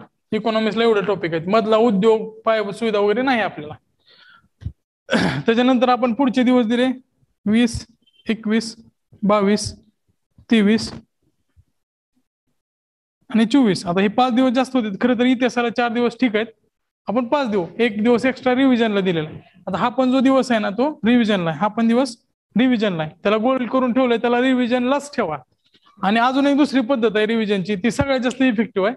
तुम्ही दिवसभरात जे वाचताय ना तर ते फक्त पानं पलटून बघायचे, म्हणजे तुमची पिक्चर मेमरी एवढी स्ट्रॉंग होईल, दुसऱ्या वेळेस वाचताना तुम्हाला ओळखीचं वाटेल. आता तुम्हाला डायरेक्ट नेऊन मुंबईला सोडलं किंवा ज्या सिटीत सोडलं तुम्हाला माहित नाही, समजा सुरत मध्ये सोडलं तुम्हाला तिथं म्हणजे कम्फर्टेबल वाटत नाही, कारण तुम्ही त्याला एकदम फॅमिलियर नाहीत. बरोबर आहे का? आपण ज्या ठिकाणी राहतो त्याला फॅमिलियर असतो. पुस्तकाची पानं जर पलटली ना तर तुमच्या डोक्यात आहे ना एक कॉन्शियसली ते राहतं, म्हणजे त्या पानावरून वाचलंय आणि दुसऱ्या वेळेस वाचताना ते भारी वाटतं वाचायला. तर संध्याकाळी वाचताना आहे ना फक्त पानं पलटा, किती मिनिट लागतील? फक्त 5 मिनिट लागतील. सकाळी जे वाचलंय ना ते अंडरलाईन केलेलं फक्त पान असे पलटायचे, पानं पलटून वाचायचे. हा, तर तशी रिव्हिजन करा. आणि शेवटचा 2 दिवस आहे 19 तारखेचा ह्याचा, तो डेडिकेटली द्या. आता हे तुमच्या प्लॅनिंग नुसार बघा. तुम्ही 1 दिवस रिव्हिजनला द्या, रिव्हिजनचा 100% फायदा होणार आहे. पुढच्या वेळेस एकदम स्पीडमध्ये होईल वाचताना. आणि शेवटच्या आठवड्यात जे स्पीड येणार आहे वाचण्याला तर या रिव्हिजनमुळे येणार आहे. 2 वेळा वाचून झालं तुमचं इकॉनॉमिक्स, बरोबर आहे. यावेळेस एकदा वाचून एकदा रिव्हिजन, परत अजून शेवटच्या वेळेस करणार. तुम्ही 3 रिव्हिजन केलं ना तर जीएस ला 120चं टार्गेट आहे, 130 पण मिळवाल तुम्ही. जीएस ला अशा पद्धतीने जावं. त्यानंतर 20, 21, 22, 23 आपण कशाला दिलेत? इतिहासाला दिलेत. आता इतिहासमध्ये करताना प्राचीन मध्ययुगीनवर बरेच जण फोकस करतायत. केलं पाहिजे, पण एक कुठला सोर्स आहे तेवढा एकच वाचा. गुरुकुलचा माझ्यामध्ये चांगला आहे, नाहीतर मग तुम्ही जो वाचलाय तो करा. नाहीतर मग काही जणांनी एनसीईआरटी वाचले असतील तर त्यातली जी मध्ययुगीन एनसीईआरटी ती भरमसाठ आहे. हा, मध्ययुगीन एनसीईआरटी खूप मोठे, तेवढं महत्वाचं नाही आपल्याला. आपल्याला जास्त फक्त ते डायनेस्टी कळली आणि थोडंफार त्याचा स्वभाव कळला, कळून जाताना अकबरचा स्वभाव कसा आहे, औरंगजेबचा स्वभाव कसा आहे, तो काय करू शकतो काय नाही, ह्याच्यावरच उत्तर सोडवायचे. डायरेक्ट आपल्याला येणारच नाहीत. जे 6 प्रश्न आहेत त्यातले 3-4 सुटतील हार्डली. 2 प्रश्न कुणाच्या म्हणजे सतीशचंद्राला जरी बसवलं पेपर लिहायला तरी पण येणार नाहीत मध्ययुगीनच्या बाबतीतले. मग त्या गोष्टी सोडून द्यायच्या. Out of the box, out of the बॉक्सच आहे. इतिहास वाचला ना तर 24 तारखेला त्याचं रिव्हिजन केलं. त्यानंतर पुढची ती तारीख आहे 25, 26, 27, 28. ऑनलाईनला काय प्रॉब्लेम नाही ना? एकदा चेक करू.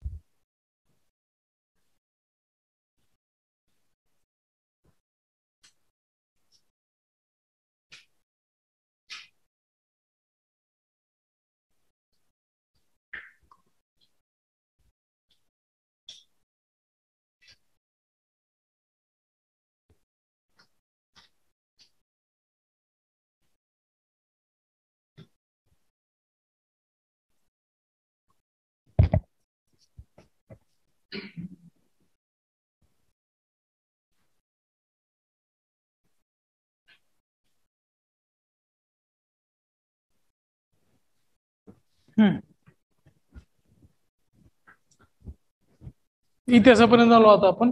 25, 26, 27, 28, 29. आता ह्याच्यामध्ये आपण जिओग्राफी घेतला. आता जिओग्राफी जर घेतो आपण भूगोल.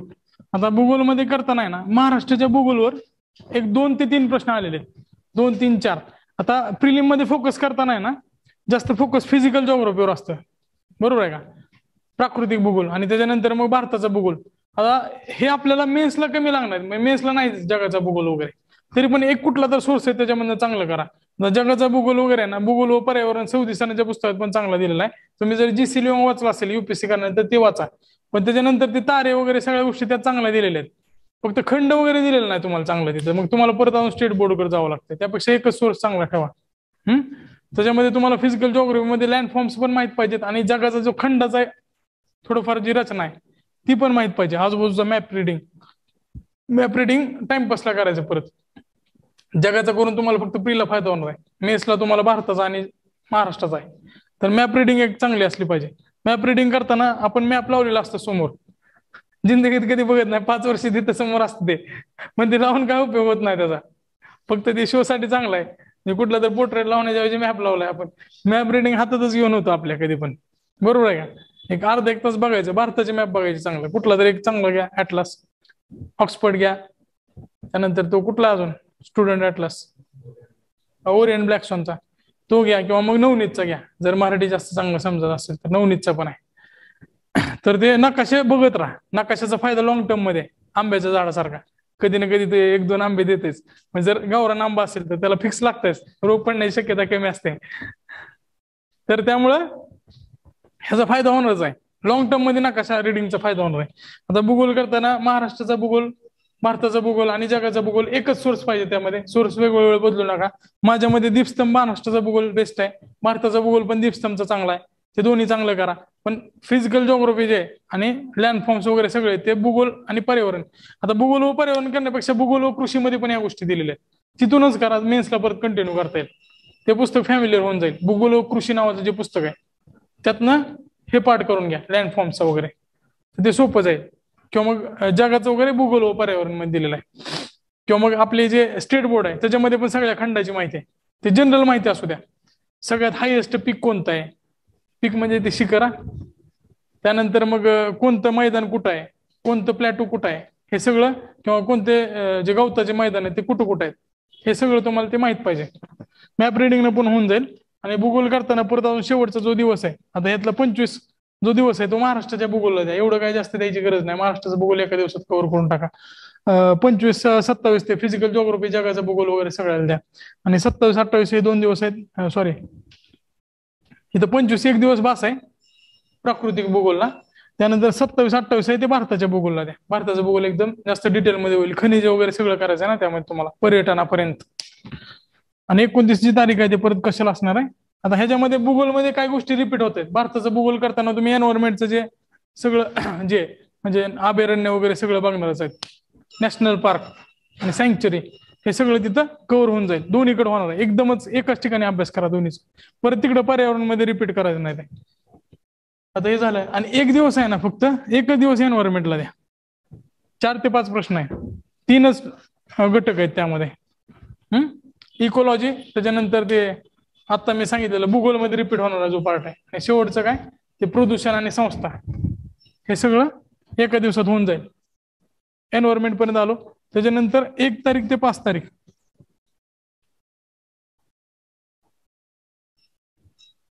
आता हे पॉलिटी. पॉलिटी करताना बघा, जर तुम्ही लक्ष्मीकांत केलं असेल तर तेच करा. आणि जर कोळंबे सर वाचत असतील तर मग अभय मोहिते सरांचं पुस्तक घ्या, ज्ञानदीपचं. आता काय त्यांचं प्रमोशन वगैरे नाही, पण त्याच्यामध्ये सुभाष कश्यप डी बसू आणि लक्ष्मीकांत सगळ्यांच्या नोट्स आहेत ते. आणि त्याच्या परत नोट्स काढू नका, तीच नोट्स आहेत ना आधी. त्याचं अजून बारकं करून काय करणार. 70 पानाचा पेपर असते आपला मेन्सचा, आणि तुमच्या नोट्स 50 पानाच्या. काय काय जणांचं असते. मी 2 पानात लक्ष्मीकांतच्या नोट्स काढलेत. ते काय करायचंय लक्ष्मीकांतच्या नोट्स 2 पानाच्या, करायचं काय त्याचं. किती मार्क येणार आहेत तुम्हाला ते. 15 पैकी 6-7 पण बरोबर येत नाही ते 2 पाना नोट्स वाचून. ज्यांना सवय त्यांनी काढा नोट्स. पण माझं असं मत आहे ते नोट्सच आहेत ऑलरेडी. तुम्ही जे पुस्तक वाचताय समाधान महाजनचं पुस्तक नोट्सच आहे ते. अजून काय त्याचे नोट्स काढणार आहे तुम्ही. तर पॉलिटी करताना एक पुस्तक जे असेल ते परफेक्ट करा. आणि वाचताना मी परत अजून एकदा सांगतोय, बऱ्याच वेळा वाचला असेल ना तर पॉलिटी उलट सुरुवात करा, उलट मागणं सुरुवात करा वाचायला. मग काय होईल, एखादे 2-3 टॉपिक तुमचे राहत असतील तर ते राहू द्या. कारण आपण मूलभूत हक्क आणि मूलभूत कर्तव्य एवढ्या वेळा व्यवस्थित वाचलेत ते बरोबर येतात, बाकी सगळे चुकतात आपल्याला. आणि शेवटी जे फिलॉसॉफिकल पार्ट आहे त्याच्यावर जास्त प्रश्न असतातच. जो DPSP पर्यंतचा किंवा मूलभूत कर्तव्यापर्यंतचा पार्ट आहे 51A पर्यंतचे आर्टिकल, ते एकदम परफेक्ट माहितच पाहिजे. तर हे पॉलिटीसाठी मी रिकमेंड करतो ज्ञानदीपचं पुस्तक चांगलं आहे, ते वाचा. आणि 5व्या दिवशी त्याची रिव्हिजन करा. आणि पंचायत राजचा जास्त लाड नाही करायचा. पंचायत राजचं ते काहीच कळत नाही कोणाला. म्हणजे पंचायत राजचे जे हे आहेत, नगर विकास खात्याचं जे सगळ्यात म्हणजे आयुष्य घालवलंय त्यांनी त्यामध्ये काम करताना, जॉईंट कमिशनर वगैरे जे खालचे असतात ते CO न प्रमोशन होत जातात, त्यांना पण उत्तर समजत नाही त्याचे काय ते. असे प्रश्न काढतायत ते 2-4 दिवस आहे ना, ते पॉलिटीच्या मास्टरला पण समजत नाही. म्हणजे मी बी शिकवत असेल तर पॉलिटीचा, बरोबर आहे का, त्यांना पण उत्तर काढता येत नाहीत पंचायत राजचे. असे प्रश्न विचारले सध्या. तर ह्याचा जो सोर्स आहे तो, आता माझा सोर्स कोणता आहे, मी चाणक्य मंडलचं पुस्तक आता वाचतोय. बेस्ट आहे पुस्तक ते. बाकीचे मार्केटमध्ये डिगभर पुस्तक आहेत, पण ते वाचा. शॉर्ट स्वीट व्यवस्थित आहे. जेवढे प्रश्न सगळ्यांचे बरोबर येतात तुमचे बरोबर येईल. मनोज राऊत सरांचं पुस्तक आहे चाणक्य मंडलचं, बेस्ट आहे. बघा ते ट्राय करा. भाषा पण चांगली दिलेली आहे त्याची.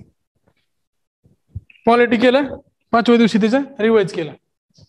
पॉलिटीमध्ये शक्य झालं ना तर काही ह्याचे फोटो काढून ठेवा.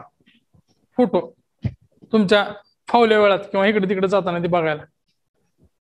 आणि इकॉनॉमिक्स ऐकताना ना, इकॉनॉमिक्स जर प्रश्न करत असाल तर माझं युट्यूबवर पण टाकलेले आहेत मी ऑडिओ, ते पण ऐकू शकता. पण आता ते जरा जुने झालेले आहेत. म्हणजे त्यावेळेसच्या करंट अफेअरनुसार काढलेले आहेत. आता हे जे नवीन एडिशन आहे ते पण ऍड केलंय मी बऱ्यापैकी, पण स्वतः वाचलेलं अजून चांगलं. आणि जर नाही समजलं तर ते हेडफोन लावून ऐका, फ्री टू ऑल आहेत ते युट्यूबचे. पॉलिटी पर्यंत आलं की ते 1 2 3 4 सब्जेक्ट झाले. आता करंट अफेअर मुद्दा म्हणून शेवटी ठेवलाय, कारण करंट अफेअरचा अभिनवचं वगैरे शेवटी येईल. आणि वाचताना अभिनव चांगला आहे सध्या, त्यातल्या त्यात अभिनव त्यातल्या त्यात चांगला आहे. आणि एकदम शेवटी ठेवा, करंट अफेअर एकदम लास्टला ठेवलं. इकॉनॉमी झालं, इतिहास झालं, भूगोल झालं, पॉलिटी झालं. आता सायन्स घेऊया. 6 7 8 9 आणि 10. सायन्सला तुमचा जो सोर्स आहे तो कंटिन्यू ठेवा, सोर्स बदलू नका. जो सोर्स वाचलाय तोच करा. जे इंग्लिश मध्ये करतायत त्यांनी बस्की सरांचं इंग्लिशचं पुस्तक चांगलं आलेलं आहे. इंग्लिशमध्ये जे बस्की सरांची एडिशन आहे ना ती चांगली आहे. तुम्ही जर स्टेट बोर्ड वगैरे जे वाचले असेल तर ते कंटिन्यू ठेवा. काय नाही वाचलं असेल तर मग बस्की सरांचं पुस्तक वाचा. मराठीत वाचायचं असेल तर मग कोलते सरांचं वाचा. अनिल कोलते सरांचं मराठीतलं पुस्तक चांगलं आहे. आणि घेताना ती कम्पिटेटिव्ह सायन्स घ्या. ते एनसीईआरटीचं वगैरे सॉल्व घेऊ नका, ते बोगस आहे सगळं. डिटेलमध्ये वाचा ना, जास्त थोडं वाचा, मग तुम्हाला त्याच्या मागच्या सगळ्या गोष्टी लक्षात राहतील. इथं 6 7 8 9 10 ला आपण सायन्स ठेवलंय. सायन्स करताना ना सुरुवातीला केमिस्ट्री एका दिवसातच करायचं. मोठा दिवस आहे आपला, अर्धा तास आहे, आपण फुल टाइम अभ्यास करतो, 2-3 तास करत नाही. आणि जे पार्ट टाइम करताय ना त्याने सोडून द्या, एमपीएससी करूच नका. कारण ते पार्ट टाइम मधनं होणार नाही. फुल टाइम करून होत नाही आमची, तर पार्ट टाइम करणाऱ्याचे काय होणार आहे. त्यापेक्षा आयुष्य एन्जॉय करा. 2-3 तास 4 तास जे करतायत ना त्याने सोडून आपलं जे आधी करतायत ना तेच करा, हे करू नका. त्यामुळे एक दिवस दिलाय केमिस्ट्री, त्यानंतर मग इकडे फिजिक्स 1 दिवस आणि 2 दिवस बायोलॉजी. कारण बायोलॉजीला जास्त प्रश्न येत आहेत. इथं काय रिव्हिजन परत 10 तारखेपर्यंत आलो आपण. आता शेवटी आपल्याकडे 9 दिवस राहिले. शेवटचा महिना पूर्ण कशाला द्यायचा आपल्याला, रिव्हिजनला द्यायचा आणि प्रश्नपत्रिका सोडवायला द्यायचा आहे. 10 पर्यंत आलो. त्याच्यानंतर आता कोणता विषय राहिला, करंट अफेअर एक राहिला आपला, इकॉनॉमिक्स, इतिहास, भूगोल, पॉलिटी, सायन्स पण झाला. इथं पर्यावरण पण झाला, इथं पर्यावरण घेतलं. आता काय राहिला आपला, भूगोल राहिला, सॉरी करंट राहिला.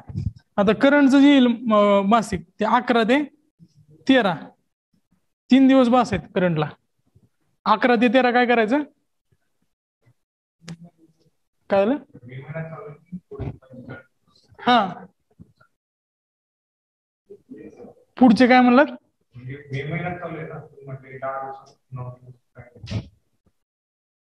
परत नवीन काय घ्यायचं नाही असं म्हणतो मी. नवीन नाही काय घ्यायचं, फक्त करंट अफेअर सोडू ना. करंट अफेअरला एक्सेप्शन आहे, ते नवीनच वाचायला हवं ज्यावेळेस तुम्हाला नवीन मासिक येईल. करंट अफेअर सोडून नवीन काय वाचायचं नाही. आता म्हणजे 2 स्ट्रॅटेजी सांगितलं, ह्याच्यामध्ये जे काय असतील ते बघा, पण इथं करंट अफेअर फक्त नवीन वाचा, ह्याच्यानंतर तर काय नाहीच नवीन वाचायचं. आता जे असेल ते करंट अफेअर साठी नवीन मासिक जे असेल, समजा अभिनव आले असेल, अभिनव वाचा, अभिनव सगळ्यात जास्त चांगला आहे. ते नसेल तर मग परिक्रमा वाचा आणि सगळ्यात शेवटी सिम्प्लिफाईड कडे जा, जर काय ऑप्शन नसेल तर. पण अभिनव आहे चांगलं, अभिनवच करा. शॉर्ट आहे, चांगलं आहे. आणि वाचताना करंट अफेअर किती वाचायचे त्याला पण लिमिट आहे. जर समजा 21चे जे मागचं इयरबुक आहे तुम्ही व्यवस्थित केलं असेल, मग ते कोणतं पण असू दे इयरबुक, परिक्रमा असू दे, अभिनव असू दे किंवा सिम्प्लिफाईड असू दे, जे आधीचं इयरबुक आहे ते तुमच्याकडे असेल ना, रद्दीत नाही टाकलं ना अजून, तर ते घ्या, ते एकदा वाचा. कारण करंट अफेअर वाचताना ते 1.5 वर्षाचे विचारतात. आणि त्याचा फायदा कुठं होईल तुम्हाला, परत मेन्सला होईल. मेन्सला 10 ते 12 मार्क, 10 ते 15 मार्क करंट अफेअरमुळे वाढतायत. 10 ते 15 मार्क करंट अफेअरमुळे वाढतायत. त्यामुळे जे मागच्या वर्षीचं इयरबुक आहे ते करा. ते करण्यासाठी 1 दिवस किंवा 2 दिवस पुरेसे आहे, 1 दिवस पुरेसे आहे. माझ्यामध्ये 2-3 वेळा वाचला असेल. कंबाईनच्या 2 परीक्षांना, राज्यसेवेची एक प्रिलिम झाले ना आधी, तर त्यावेळेस झालं, 1 दिवस त्यासाठी पुरेसा आहे. आणि 12-13 मध्ये आहे ना, किंवा 14 पर्यंत घेऊया आपण, 14 रिव्हिजनला देऊ. 12-13 मध्ये नवीन असेल, 3-3 महिन्याचे 2 येतील आता, बरोबर आहे का. मार्च पर्यंत एक आलंय आणि दुसरे 1 तिमाही येईल, तर 2 तिमाही घ्यायचे. 1 तिमाही एका दिवसात वाचणं सफिशियंट आहे. जर वाचत नसेल तर मग अजून विचार करावा लागेल आपल्याला, करायचे का नाही एमपीएससी. 100 पान आहेत फक्त ते, बरोबर आहे का. हे 100 पान 12 तारखेला वाचायचे, 13 तारखेला 100 पान वाचायचे, आणि 14 तारखेला ह्याचं रिव्हिजन करायचं. परत कुठपर्यंत झालं आपण, 14 मे पर्यंत आलो. आपलं सगळं संपलंय का, सगळं व्यवस्थित संपलंय. आता 14 तारखेपासून जे आहेत ना आपले रिव्हिजनचे स्लॉट करायचे. आता रिव्हिजन करताना आहे ना, इथं आपण एका दिवसात केलेले रिव्हिजन, तिथं करताना सीसेटचा टाइम आहे तो वाढवायचा. आता रोजची एक प्रश्नपत्रिका जीएसची आणि रोजची एक प्रश्नपत्रिका सीसेटची ती सोडून झालीच पाहिजे तुमची. म्हणजे त्यानंतर तुम्ही आहे ना ते झाल्याशिवाय जेवायचं नाही. म्हणजे काहीतरी ठरवा तुम्ही, ते झाल्याशिवाय जेवणच करायचं नाही, तरच सगळ्या गोष्टी होणार आहेत.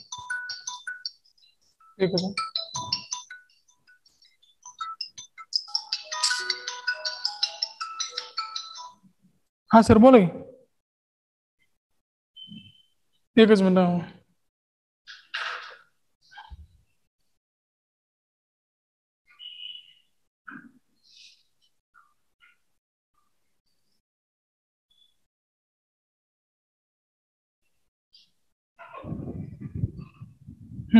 आता हे जे टाईप आहेत ना पुढचं जे असणार आहे तुमचं शेवटच्या आहेत. आता जीएस सिम्प्लिफाईडचं आपलं गेलं पुस्तक काढलं होतं त्याचे जे प्रश्न आहेत ते सोडवा. कारण आता दुसरं पुस्तक नाही म्हणून मी सांगतोय, आणि ते पुस्तक बेस्ट आहे आपल्या निरोधा पब्लिकेशनच आहे. त्याच्यामध्ये प्रत्येक हे जे 250 ते 300 प्रश्न दिले. आता प्रश्नाचा फायदा काय ते, कारण त्याचं अनालिसिस दिलंय पुढं. मग का चुकलं ह्या गोष्टी तुम्हाला कळतील. आता त्यातले काही 4-5 त्याच्यामध्ये पण प्रिंटिंग एरर असणार आहेत, पण ते मागं तुम्हाला एक्सप्लेनेशन मध्ये कळून जाते. खाली उत्तराचा आकडा दिला असेल तर काय करायचं, ते 300 प्रश्न आहेत ना ते सुरुवातीला बघायचे, ते सोडवून बघायचे. आपले जे मागचे टेस्ट सिरीज आहेत ते बघा. HVDS टेस्ट सिरीज खरंच चांगले आहेत, मी काढलेत म्हणून किंवा मी त्याच्यावर आहे म्हणून सांगत नाही किंवा प्रमोशन नाही, पण बेस्ट आहे. त्याच्याने नक्कीच तुम्हाला 120च्या पुढे मार्क जाणार आहेत.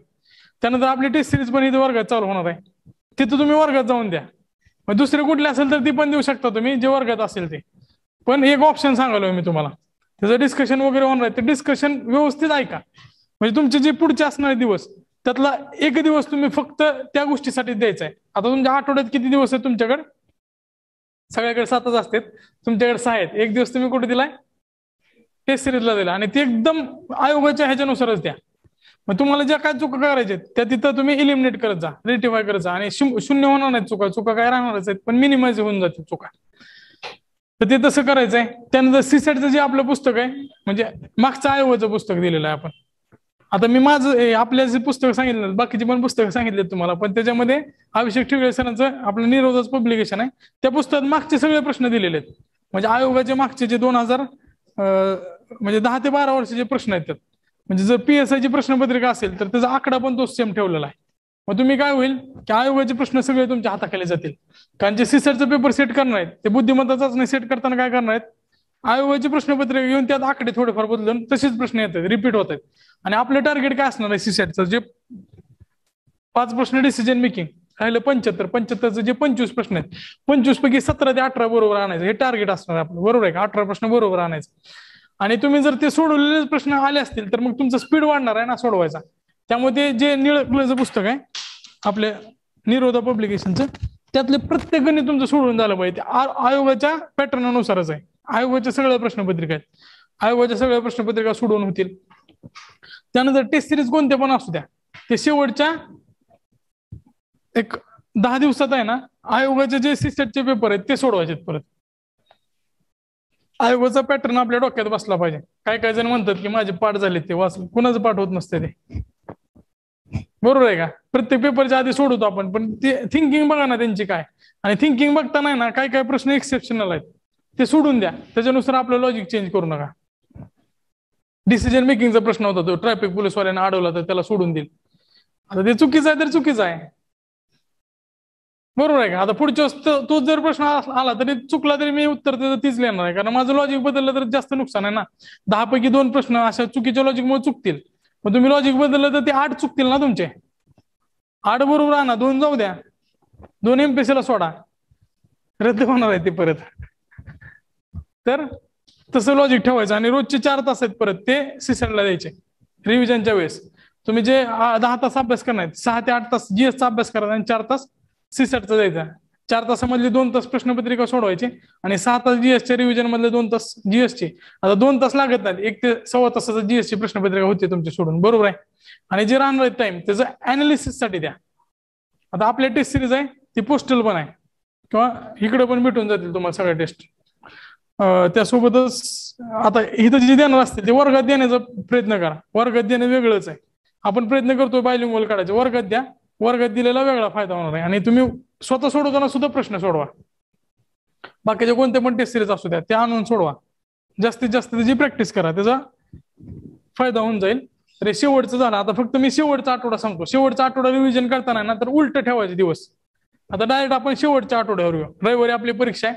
शनिवारी वाचताना ना शनिवारी पॉलिटी वाचायचा. त्याच्या आधी शुक्रवारी करंट अफेअर करायचा. त्याच्यानंतर आधीचा जो दिवस असतो गुरुवारचा त्यावेळेस मग इकॉनॉमिक्स वाचायचं. कारण हे विषय जास्त फॅक्च्युअल आहे. शेवटच्या 3 दिवसात ठेवायचा. बुधवारी मग जिओग्राफी एन्व्हायरमेंट करता येईल. मंगळवारी करताना काय करायचं, आता हे रेकॉर्डेड पण व्हिडिओ आहे. मंगळवारी करताना मग परत इतिहास वगैरे करू शकता तुम्ही. आणि त्याच्या आधी मग सायन्स करायचं, कारण सायन्सला तेवढा उपयोग होणार नाही सोमवारी. असे हे 6 दिवस तसे प्लॅनिंग करा, उलटे प्लॅनिंग करा. आणि परीक्षेला जाताना मग परत तुमची एनर्जी वगैरे चांगली राहिली पाहिजे. मधल्या काळात जास्त काय वाचत बसायचं नाही. सीसॅटला आपलं डोकं ऑक्युपाईड नसलं पाहिजे, एकदम शांत पाहिजे. जीएसच्या पेपरला आहे ना तुम्हाला ओढून आतमध्ये नेपर्यंत वाचा तुम्ही, काय हरकत नाही. 2 तास आहेत, त्याचा अर्धा तास झोपला तरी चालतंय आपण. मग ते सर करायचं नाही, कासव पुढे निघून जातात. मग तिथं अलर्ट राहायचं. आणि रेड बुल वगैरे असेल तुमच्या रिस्कवर ते घेऊन जावा, कारण त्यावेळेस जास्त एनर्जी जास्त चांगली राहिलं पाहिजे. ते मध्ये वाचा. आणि दुपारच्या टायमाला तुम्हाला सगळ्यात जास्त जे आवडता पदार्थ ते खा. चिकन मटन आवडत असेल तर मग बिर्याणी तंदुरी आपलं निवांत खाऊन यायचं. दुपारी सीसॅटच्या पेपरला एकदम आनंदी मूड मध्ये बसायचं. झोपसाठी रेड बुल आहे ना. तर मग तसं होऊन जाईल. आणि काय प्रश्न असतील तर तुमचे बघा. मग तुमचे काय प्रश्न आहेत का?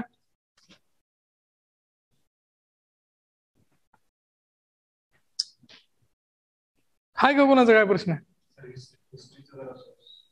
हिस्ट्रीचे सोर्स आहेत ना, माझ्या मते समाधान महाजन चांगला आहे. समाधान महाजन चांगलं करा. समाधान महाजन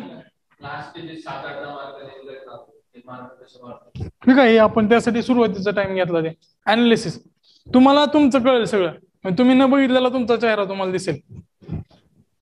ते करा तुम्ही, फिक्स करा. काय नाही ऐकलं ना तेवढं तर ऐका फक्त ते प्रश्नाचं अनालिसिसचं.